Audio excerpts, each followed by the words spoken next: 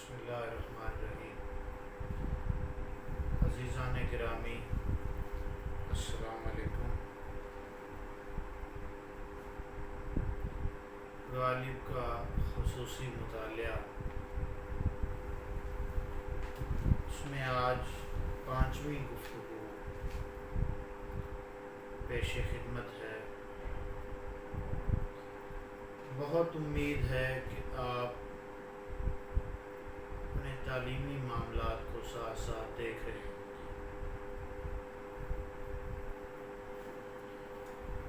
اور میں یہ بھی عرض کر دوں کہ آپ کے وسط مدتی امتحانات 20 مئی تک انشاءاللہ ہو جائیں گے۔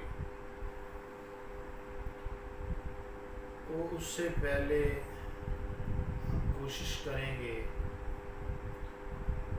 کہ ہماری اس پرچے میں تقریباً 8 کلاسز ہو جائیں۔ 8 کلاسز ہی پروفیسر ڈاکٹر عبدالقیوم خالد صاحب پڑھائیں گے اور تقریباً 8 ہی میں انشاءاللہ کوشش کروں گا کہ آپ کے گوش گزار کروں۔ تو 5ویں گفتگو کے لیے میں حاضر ہوں آج، اور انشاءاللہ 3 اس کے بعد۔ آج کی جو گفتگو ہے اس میں ہم نے جو کلام غالب کے ثناء بدائع کی روشنی میں کلام غالب کو دیکھنے کی ہم کوشش کر رہے تھے، سلسلے میں علم بیان و بدیع کی روشنی میں مختصراً ہم نے دیکھا، اور میں نے یہ عرض کیا تھا کہ مزید جو ہے وہ تمثال کے حوالے سے اس پر بات کریں گے، اور پھر ہم انشاءاللہ نثر کی طرف آ جائیں گے۔ مجھے بہت امید ہے کہ اگلی 3 کلاسز میں ہم نے نثر کا جتنا حصہ مڈ ٹرم امتحان تک پڑھنا ہے وہ انشاءاللہ بآسانی پورا ہو جائے گا۔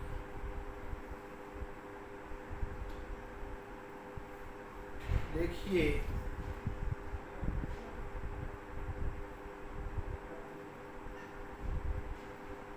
جو غزل ہے اس میں تمثال شعری کا جو عمل ہے وہ معین حدود کا پابند ہے۔ غزل میں عموماً شاعر کی قلبی واردات کا اظہار اس کے اپنے محسوسات اور مشاہدات کی وساطت سے نہیں، بلکہ بعض ایسی علامتوں کی وجہ سے یا علامتوں کی وساطت سے ہوتا ہے جو روایت کا حصہ بن چکی ہوتی ہیں، اور اب ان کی شخصیت کی جو حیثیت ہے یا ان کی حیثیت جو شخصی نہیں رہتی بلکہ عمومی ہو جاتی ہے۔ ان علامتوں کو بے شمار شعراء نے اس کثرت کے ساتھ استعمال کیا ہے کہ اب ان کی عمومی حیثیت سے گزر کر انہیں کسی شاعر کے حقیقی تجربے سے ربط دینا مشکل ہے۔ غالب کی ذہانت کا سب سے بڑا، سب سے عظیم اور روشن پہلو جو ہے ان کی تخیل کی وہ صورتگاہ قوت ہے جو خیال کو پیکر عطا کرتی ہے اور محسوسات کو فکر و وجدان کی بلندیوں سے روشناس کرتی ہے۔ یاد رکھیے کہ ہم غالب کی تمثال گری پر بات کر رہے ہیں۔ انہوں نے اشعار میں جا بجا اس پر اسرار قوت کی جانب اشارہ کیا ہے کہیں وہ اس کے لیے ذوق نظر یا تماشا کے الفاظ کا استعمال کرتے ہیں، کہیں اسے دیدہ وری یا بینش سے تعبیر کرتے ہیں، اور یہ بات بلا خوف و خطر، بغیر کسی ابہام کے کہی جا سکتی ہے، بغیر کسی تردید کے خوف سے کہی جا سکتی ہے کہ یہی تخیل کی صورت گر قوت جسے وہ ذوق نظر یا دیداوری کا نام دیتے ہیں، ان کی شاعرانہ شخصیت کی امتیازی خصوصیت ہے۔ اسی قوت کی کار فرمائی نئی اور اچھوتی تماثیل شعری کی تخلیق میں بھی نظر آتی ہے، اور اسی کی بدولت رسمی اور پامال تماثیل کو نئی دلکشی اور معنویت بھی حاصل ہوتی ہے۔ غالب کے تقریباً تمام ناقدین اس بارے میں متفق نظر آتے ہیں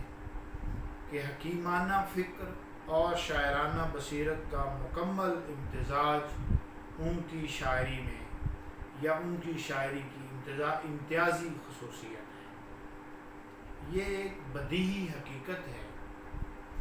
لیکن اس کے ساتھ یہ توضیح بھی ضروری ہے کہ جس چیز نے اس امتزاج کو ممکن بنایا وہ ان کی تخیل کی خلاقی اور نادرہ کاری ہے۔ سوز و گداز، کیف و سرمستی، مشاہدہ کائنات اور تلاش حقیقت، فلسفیانہ انداز فکر اور حکیمانہ انداز بیان، نفسیاتی گہرائی، شوخی، شگفتہ مزاجی، طنز و مزاح اور ایسی بہت ساری خصوصیات جن کا غالب کے ناقدین نے بڑی شد و مد کے ساتھ ذکر فرمایا ہے، ان کے اور دوسرے شعراء کے درمیان بلا امتیاز اس کو دیکھا جا سکتا ہے، لیکن ان کی تخیل کی صورت گری نے ان تمام خصوصیات کو جو رنگ و آہنگ عطا کیا ہے، جو رنگ عطا کیا ہے، اس کی زندگی، توانائی اور تابندگی، اس کی لطافت اور قوت جس طرح تمثال شعری کی تخلیق میں ظاہر ہوتی ہے، اس کی مثال کہیں اور نہیں ملتی۔ ان کی شاعرانہ شخصیت کا اولین ذریعہ اظہار غزل کی رسمی سکہ بند زبان نہیں، جذبہ و فکر کے اظہار کے وہ بنے بنائے سانچے نہیں جن پر روایت سے وابستہ شاعری کا انحصار ہوتا ہے۔ ان کا وسیلہ اظہار وہ زندہ و تابندہ اور متحرک تماثیل شعری ہیں جن کی صلاحیت ان کی مطلب یہ ہے کہ ایک مکمل، جس میں ایک تکمیل ہوتی ہے، ایک کامل پن ہوتا ہے، وہ ان کی تحریروں میں موجود ہے، اور ان کی یہ چیز ان کی تحریروں کی طرح الفاظ و معنی کے رسمی روابط کے بجائے معنی و صورت کے بنیادی تعلق کی مرہون منت ہوتی ہے۔ انہی شواہد کی بنا پر یہ کہنے میں کوئی حرج نہیں، کوئی تعمل نہیں کہ غالب کی شاعرانہ شخصیت کے اہم پہلوؤں اور نمایاں خصوصیات کا مطالعہ ان کے کلام میں تمثال شعری کے عمل کی وساطت سے ہی ممکن ہے۔ ضروری بھی ہے، کیونکہ اس شخصیت کے بعض پہلوؤں کے بارے میں، خصوصاً ان کی باطنی واردات سے متعلق کوئی اور وقیع تر شہادت دستیاب بھی نہیں ہے۔ مثال کے طور پر غالب کی حیات معاشقہ کے بارے میں ان کے تصور حسن و عشق اور میلان حسن پرستی کے بارے میں، یا ان کی مذہبی زندگی اور تصوف کی روحانیت جو ہے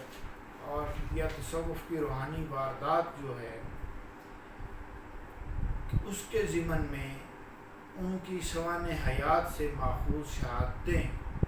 اس حد تک نتیجہ خیز نہیں جس حد تک ان کا شاعرانہ بیان ہے، جو تمثال شعری کی وساطت سے ہوا ہے۔ ان کے کلام میں تمثال شعری کے اس عمل کو سمجھنے کے لیے اس کی نمایاں خصوصیات کا تجزیہ ضروری ہے، تاکہ ان کو غالب کے شخصی کوائف اور ذاتی میلانات سے ربط دیا جا سکے۔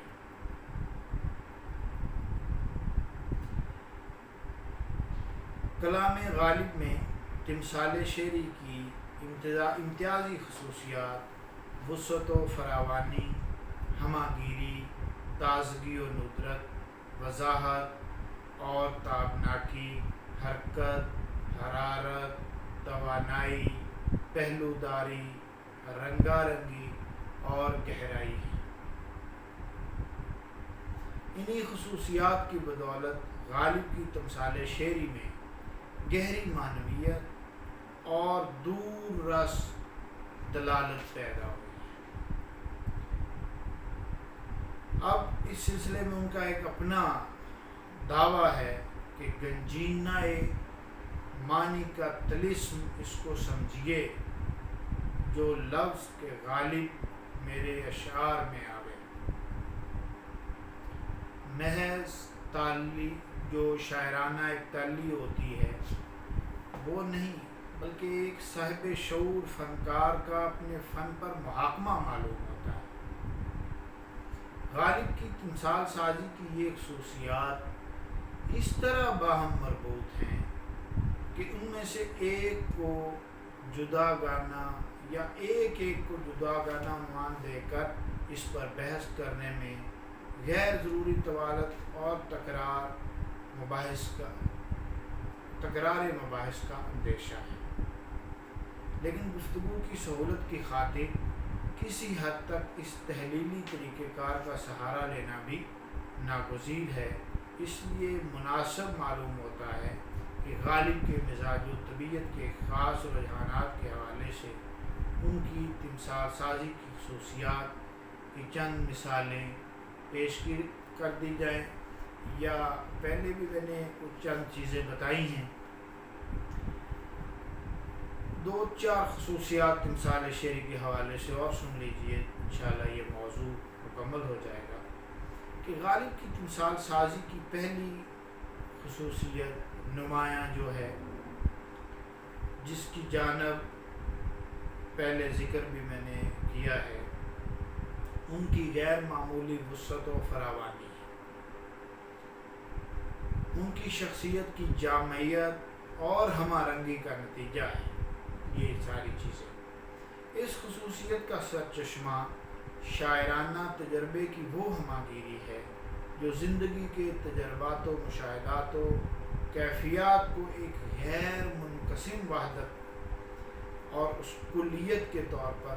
قبول کر لیتی ہے، اور ہر نوع کے تجربے اور مشاہدے کو کسی آفاقی حقیقت کا مظہر بنا دیتی ہے۔ غالب کی سوانح حیات سے بھی ان کی طبیعت کی اس ہمہ رنگی کی شہادتیں ملتی ہیں۔ ان کے نجی معاملات اور شخصی روابط سے بھی اس کا ثبوت ملتا ہے، لیکن اس کے بارے میں سب سے زیادہ قابل اعتماد شہادت ان کی شاعری سے ملتی ہے۔ غزل کی حدود کی پابندی کے ساتھ ساتھ فکر و نظر کی اس آفاق گیر وسعت کو قائم رکھنا ان جیسے عظیم شاعر، بڑے فنکار ہی کا کام ہے۔ ان کی تمثال سازی کی اس خصوصیت سے ان کی یف نگاہی اور باریک بینی کا بھی پتہ چلتا ہے، جو چھوٹی سے چھوٹی یا عام پیش افتادہ بات میں گہرے پاس معنی ڈھونڈ لیتی ہے اور اس طرح عام مشاہدات زندگی کے کسی بڑے معنی خیز تجربے سے مربوط کر دیتی ہے۔ ایک شعر دیکھیے ان کا: قطرے میں دجلہ دکھائی نہ دے اور جز میں کل، کھیل لڑکوں کا ہوا، دوسرا مصرع یہ ہے، کھیل لڑکوں کا ہوا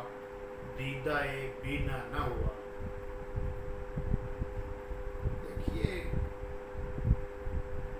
یہ بڑا فنکار ہی بات کر سکتا ہے۔ ایک اور شعر: بخشے ہے جلوہ گل ذوق تماشا غالب، چشم کو چاہیے ہر رنگ میں واہ ہو جانا۔ اب ذوق تماشا جو ہے محض ایک رسمی ترکیب نہیں ہے، بلکہ ان کے شاعرانہ تجربے کی علامت ہے، علامت بن جاتا ہے۔ غالب کی تمثال سازی کے اس پہلو یعنی وسعت و جامعیت کی مثال کے طور پر ان کے دیوان کا بہت سارا حصہ پیش کیا جا سکتا ہے۔ اس سلسلے میں نے پہلے بھی عرض کیا تھا، آپ کو اب دیوان غالب اپنے پاس رکھنا چاہیے۔ ایک تو اس کا یہ فائدہ ہوگا کہ آپ شعر درست لکھ لیں گے، اور دوسرا اس طرح کی چیزوں کی جو مثالیں ہیں وہ مزید دی جا سکتی ہیں۔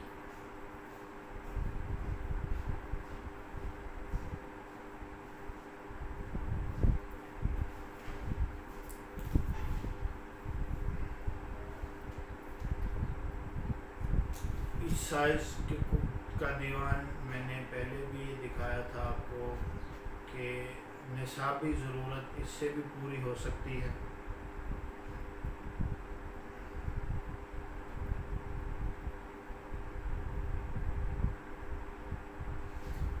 تو مزید مثالیں آپ دیکھ سکتے ہیں۔ تو غالب کی تمثال سازی کی ایک اور امتیازی خصوصیت، تمام نمایاں ہیں، تمام ہی امتیازی ہیں۔ ایسے بات کے لیے مزید بات بڑھانے کے لیے یا مزید کوئی خصوصیت واضح کرنے کے لیے پھر اس طرح کی بات کی جا سکتی ہے کہ دیکھیے جناب یہ ایک امتیازی خصوصیت ہے، تو ان کی تازگی اور ندرت ہے، یہ ان کی نثر میں بھی ہے۔ اس کی بدولت کلام غالب کا مطالعہ قاری کو ہر قدم پر احساس سے تحیر سے آشنا کرتا ہے، ہر بہت مقامات پر حیرانی ہوتی ہے۔ غزل کی شاعری میں جانی پہچانی کیفیات کو سلیقے اور حسن کے ساتھ پیش کرنے کی مثالیں تو بکثرت ملتی ہیں، لیکن شناسائی میں اجنبیت کا یہ احساس کہ چونکا دینے والی کیفیت غالب ہی کا حصہ ہے، جس کی بدولت کلام غالب کثرت مطالعہ کے باوجود کبھی فرسودہ معلوم نہیں ہوتا۔ یہ بات ہمیشہ یاد رکھیے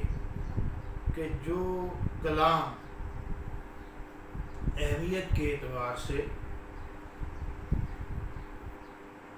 بہت بڑا ہو، بڑا سے مطلب یہ ہے کہ آپ جب بھی اسے پڑھیں، جب بھی اس کا مطالعہ فرمائیں تو نئی نئی باتیں سامنے آئیں۔ آپ کلام الہی کو دیکھ لیں، آپ اس کا ترجمہ اور تفسیر جس طرح اس گہرائی سے پڑھیں گے، جس طرح بار بار پڑھیں گے، نئی نئی چیزیں سامنے آئیں گی، دیکھیں گے آپ یہ سمجھیں گے کہ یہ تو چیز میں نے پہلے بھی پڑھی ہے، اس وقت یہ تو میرے ذہن میں یہ نہیں بات آئی۔ کلام الہی ہے، سبحان اللہ۔ تو کلام غالب میں بھی اس طرح کی بہت ساری چیزیں ہیں کہ آپ اسے کئی حوالے سے، کئی لہجوں میں بعض اشعار پڑھے جا سکتے ہیں، کئی لہجے ہیں ایک شعر کے، کئی مطلب نکلتے ہیں اس سے۔ اس خصوصیت کا سرچشمہ ان کی طبیعت کا وہ مخصوص رجحان ہے جسے ان کی انفرادیت پسندی یا انانیت سے تعبیر کیا گیا ہے۔ اس کی شہادتیں ان کے سوانح اور کلام دونوں میں کثرت سے پائی جاتی ہیں۔ شعر عام سے بچ کر چلنے کی خواہش اور تقلید و رسم پرستی سے اجتناب کی بدولت، آپ کہتے ہیں سنا ہوگا، آپ جانتے ہوں گے، وہ کہتے تھے جس زمانے میں بیماری آئی وہ کہتے کہ اس بیماری سے میں مر جاؤں تو یہ توہین ہے، میں تو اس سے نہیں مروں گا۔ تو یہ ایک ان کی اپنی انفرادیت تھی۔ اب دیکھیے کبھی کبھی یہ جو اجتناب ہے، یہ جو انا ہے، یہ وہ بے راہ روی پر بھی مائل ہو جاتے ہیں، لیکن شاعری میں ان کے ذوق سلیم نے اس رجحان کو اعتدال بخشا۔ بعض مقامات پر دوسری زندگی میں یا نثر میں چیزیں ہوتی ہیں، ایسے لگتا ہے کہ اس حوالے سے یا اس انا کی وجہ سے وہ تھوڑا بھٹک رہے ہیں، لیکن شاعری میں تو یہ بھی اعتدال میں ہے۔ ابتدائی دور کے اس کلام سے قطع نظر جسے ان کے بعض معاصرین مہمل قرار دیتے ہیں، اکثر صورتوں میں وہ خیال اور مسائل کا جو اظہار ہے اس کی پامالی اور فرسودگی سے دامن بچانے میں کامیاب ہوئے۔ ان کی جو ندرت ہے، ان کی جو ایک تازگی ہے، تازہ پن ہے، اس نے تخیل نے کہیں تازہ اور کہیں اشوتی تمثال شعر کی تخلیق کی ہے، اور کبھی جانی پہچانی تمثیلوں کا وہ نئے معنی کے ساتھ انہیں پالش کر کے نئے آب و رنگ سے پیش کرنے اور نئی معنویت دینے میں بروئے کار آتی ہے۔ تمثال شعری کی تازگی اور ندرت کسی حد تک اس منفرد زاویہ نظر کی مرہون منت ہے جس کی بدولت ہر مشاہدہ ایک انکشاف بن جاتا ہے اور کہیں جدت، اسلوب یا نئے روابط معنی اور تلازمات خیال کی پیدا کرتا ہے۔ اس کی بدولت غالب کی اکثر تمثال، ان کی اکثر شعری تمثال شعری ہے، ان کی اکثر تمثال سازی جو ہے وہ ایک منفرد ذہن کی منفرد تخلیق کی حیثیت سے پہچانا جا سکتا ہے، اور بعض صورتوں میں تو قطعیت کے ساتھ یہ فیصلہ کرنا بھی ممکن ہے کہ غالب کے سوا کوئی اور اس طرح کا نہیں کہہ سکا۔ اس میں کوئی شک کی گنجائش نہیں ہے۔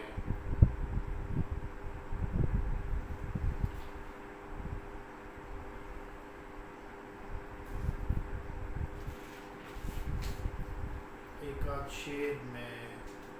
آپ کی خدمت میں پیش کرتا ہوں۔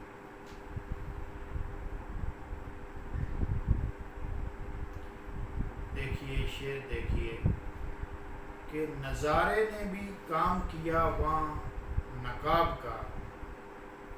نظارے نے بھی کام کیا وہاں نقاب کا، مستی سے ہر نظر تیرے رخ پر بکھر گئی۔ ایک اور شعر کہ آرائش جمال سے فارغ نہیں ہنوز، پیش نظر ہے آئینہ ہر دم نقاب میں۔ یہ غالب بھی اس طرح کی بات کر سکتا ہے۔ ان کی غالب کی جو تمثال سازی ہے کہ ایک اور، جس طرح میں نے پہلے بھی عرض کیا کہ ساری بہت نمایاں ہیں، لیکن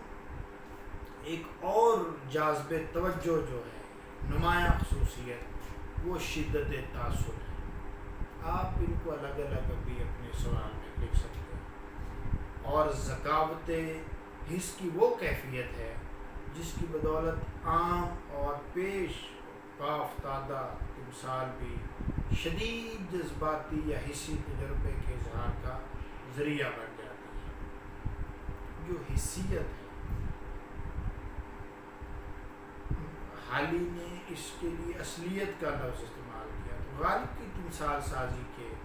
اس پہلو پر پوری طرح یہ چیز صادق آتی ہے کہ وہ اصلیت اور حسیت جو ہے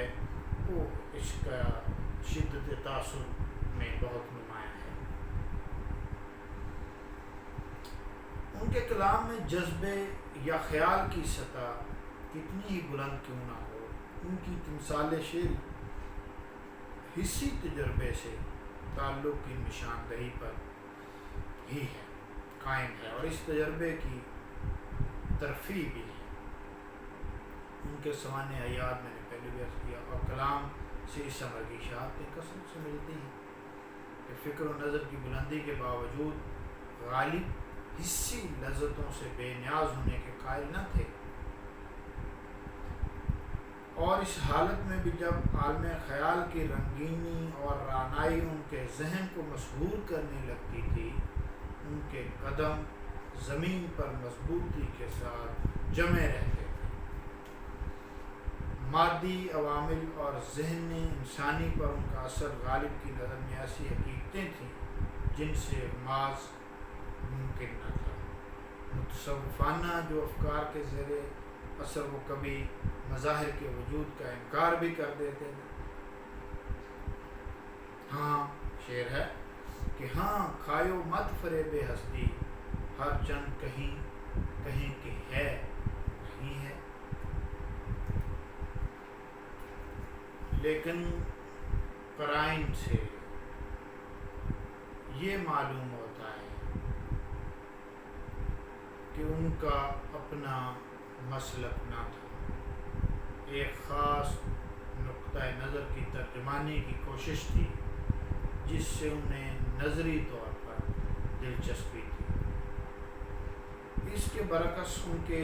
سوانح، مکاتیب اور بے شمار اشعار سے یہ شہادتیں ملتی ہیں کہ حسی لذتوں سے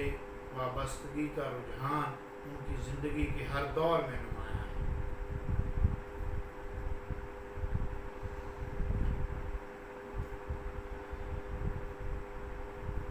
ان کی شاعری میں دوسرے حواس سے ماخوذ تمثال شعری بھی ملتی ہیں۔ ایک صوتی تمثال کی مثالیں، صوتی تاثر اس حد تک واضح نہیں ہوتا، ان کی صوتی تمثالوں سے نغمگی اور روانی یا آواز کے بہاؤ کا احساس تو پیدا ہوتا ہے، لیکن نغمے کے زیر و بم یا لطیف تر صوتی تاثرات کے اظہار کے لیے بھی وہ اکثر بصری تمثالوں سے مدد لیتے ہیں۔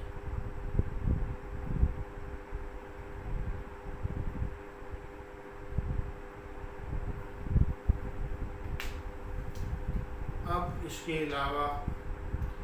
مرئی شاق و صوتی تاثرات کی وساطت سے پیش کرنے کی مثالیں ان کے کلام میں نایاب تو نہیں لیکن مقابلتاً کم یاب ہیں۔ دوسری حسیات خصوصاً لمس اور ذائقے سے ماخوذ تمثال بھی ان کے کلام میں ملتی ہیں، لیکن اس تنوع اور فراوانی سے محروم ہیں جو بصری تمثالوں میں ہیں۔ اس بنا پر اگر شعر سے شاعر کی مادی اور حسی زندگی کے بارے میں شہادتیں ڈھونڈنا روا رکھا جائے تو غالب کی حسی تمثالوں سے ان کی تیز نگاہی اور گراں گوشی کا سراغ لگایا جا سکتا ہے۔ اب دیکھیے اس میں جو حسی تمثالیں ہیں یا ان کا جو ایک سکون آشنا اور مضطرب ذہن ہے، اس حوالے سے کچھ مثالیں ملتی ہیں۔ تخیل کی جو کار فرمائی ہے اس میں ذہنی دو رنگی کی شہادتیں ہیں، اور حسیات کے حوالے سے کچھ چیزیں مستعار لی گئی ہیں، یہ بھی ہے۔ تو یہ دو تین چیزیں ایسی ہیں جنہیں ہم انشاءاللہ اگلی گفتگو میں جو غالب کی نثر پر ہوگی انشاءاللہ اس سے پہلے ان چیزوں کو دیکھ لیں گے